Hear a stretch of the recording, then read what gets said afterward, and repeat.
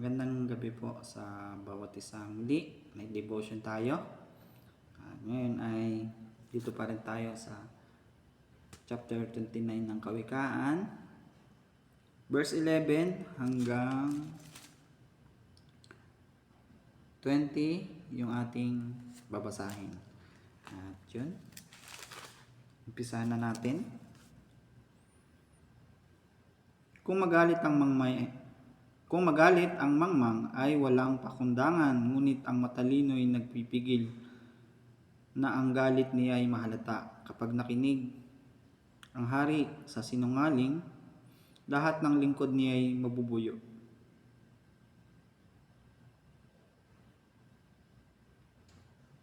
Sa kasamaan, magkapareho sa iisang bagay ang mahirap at maniningil. Si Yahweh ang may bigay ng kanilang paningin. Kung ang pagtingin ng hari ay pantay-pantay, magiging matatag magpakailanman ang kanyang kaharian. Disiplina at pangaral hatid ay karunungan. Ngunit ang batang suwail sa magulang ay kahihiyan. Kapag masama ang namamahala, naglipa na ang karahasan, ngunit masasaksihan ng matuwid ang kanyang kapahamakan. Ang anak mo'y busugin sa pangaral, at pagdating ng araw siya'y iyong karangalan.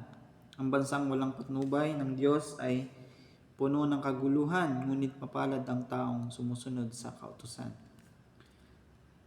Ang utusan ay di matututo kung ito lang ay pagsasabihan, pagkat di niya susundin kahit ito ay maunawaan.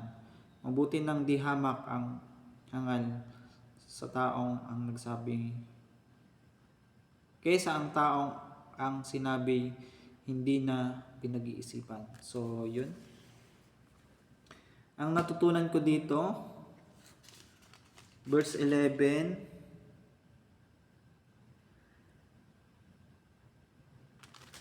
hanggang 20 ay itong verse 17 at itong verse 15. At yun.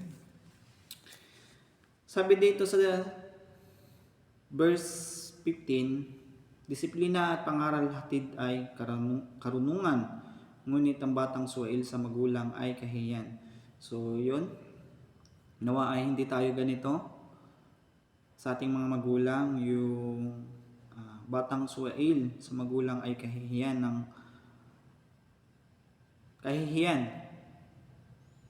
Nawa ay tayo ay nadidisiplina at natututo sa buhay. Sapagkat sabi dito sa verse 15, disiplina at pangaral hatid ay karunungan. So, yun. Kung tayo man ay dinidisiplina ng ating mga magulang, ng ating pastor or pastora, sa pamamagitan ng kanilang salita, ay nawa ay matuto tayo. Sapagkat yung mga ipinapangaral nila at yung sinasabi nila ay para sa atin lahat yon. Sabi ko nga, doon sa mga nakaraan kong video, ang mabutihing magulang ay yung mga pangaral niya ay kabubuti ng kanyang anak.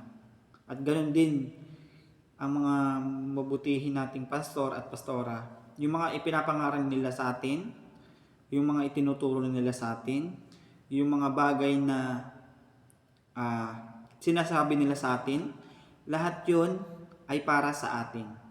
Kaya nga tayo ay dinidisiplina upang tayo ay matuto sa buhay.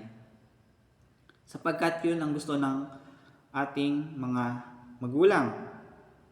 Walang mabutihing magulang na gugustuhin ang kanyang anak ay mapariwara o mawalan ng magandang kinabukasan. At sabi po dito sa verse 17, anak mo'y busugin sa pangaral at pagdating ng araw siya ay iyong karangalan. So, yun. Kung kayo po ay may anak na medyo maliit pa or bata pa, nawa ay busugin niyo po sa pangaral. Sa pamamagitan po ng salita ng Panginoon. Sapagkat lahat po ng nakapalo po dito sa Biblia po ay lahat po ay andito na po lahat. Pag-uugali, tamang disiplina sa mga bata, tamang pagtuturo, nakapalo po dito. Pagiging mabuting halimbawa bilang magulang, nandito rin po yun, nakalagay sa Biblia po.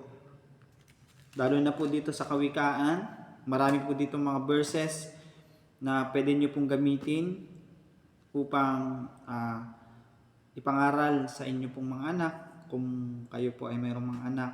At yun po, lagi naman pong sinasabi sa atin ng ating pastor at ng ating mga pastora na lagi tayong magbasa ng Biblia. Patuloy nating basahin, hindi lang basta basahin, kundi isa puso yung nilalaman ng salita ng Panginoon sa Biblia. At yun po, sana po ay naunawaan nyo po yung gusto ko pong sabihin. At kung hindi nyo po naunawaan yung aking gustong sabihin or gusto kong iparating, ay malaya po kayo mag-comment dito po sa baba ng aking video. At yun lamang po. At marami pong salamat. God bless po. See you tonight devotion. Bye-bye po. God bless po.